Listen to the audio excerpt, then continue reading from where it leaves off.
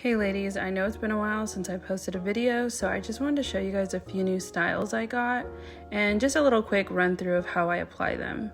So a lot of times I will add the bond to the base of the eyelash cluster, and as you can see, I probably went a little bit crazy with the bond just right there on the clusters, but I do recommend adding a little bit on there just because I feel like it holds a lot better.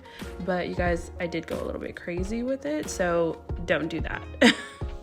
But yeah, I just feel like it just lasts longer. I have somebody who was able to make them last for like 4 weeks, so that's pretty dang good.